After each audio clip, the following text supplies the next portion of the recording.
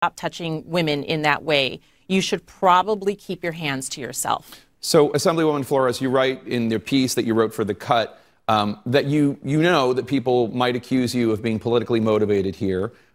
We should point out you supported Bernie Sanders in 2016, running for president. He's running again. You attended a Beto O'Rourke campaign event yesterday. You've told us that you haven't endorsed any candidate yet. You haven't decided who you want to support. But how would you respond to somebody out there who says she's attending a Beto rally, she supported Bernie in 2016, politics might be at least partially motivating you here? What would you tell those people?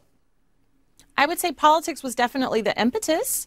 The reason why we're having these conversations about Vice President Joe Biden is because he's considering running for president. And frankly, the reason why I felt so compelled to finally say something was because over the years, as this behavior was documented, as it was frankly dismissed by the media and not taken seriously, that conversation was not coming up in the discussions about whether or not he would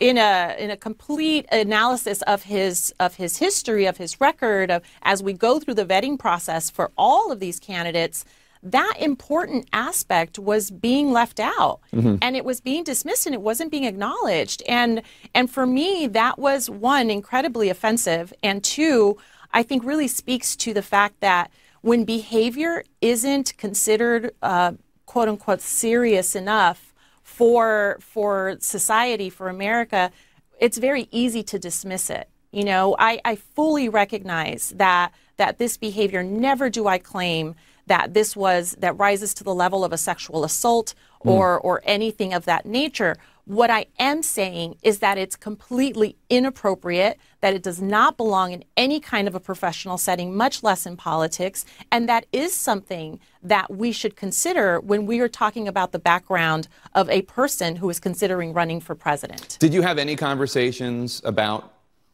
what happened with any presidential campaign before you wrote that piece for The Cut? No, you haven't talked to anybody. No. Vice President Biden is widely expected to announce a run for president in the coming weeks. You say that is why you decided to speak out now. Do you think that this is disqualifying for him? For me, it's disqualifying. I think it's up to everybody else to make that decision, considering, again, the entire scope of his background, of the positions that he's taken. For me, this isn't the only problematic thing. I think that his response to the way in which he handled the Anita Hill hearing was completely also inappropriate and lacked empathy and frankly lacked accountability. You know, saying that he wishes that there was something more he could have done, I think is just, again, just a complete lack of accountability. You were the chair. You were the chair of that hearing, and you could have done anything you wanted. So, you know, in addition to, you know, previous anti-abortion positions that he's taken, et cetera, I find a lot of his background problematic, but that's for me personally. So, and what I think is also important, and part of the reason why I felt a little bit less pressure in terms of speaking out, is that we are often pressured to keep our mouths shut about anything.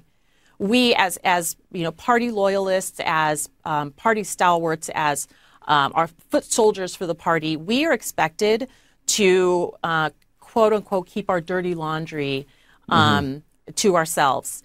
And it's always in service to the party. And in this case, there are so many more incredible candidates that are just as likely and I believe are competent and amazing and can beat Donald Trump. And so I did feel like I felt a little less pressure in terms of feeling like I could speak out because we have options. We have options, and I don't feel pressured to stay quiet and just take one for the team the way in which we're always asked to do and never speak out about the things that we believe are wrong. The co-founder of the Latino Victory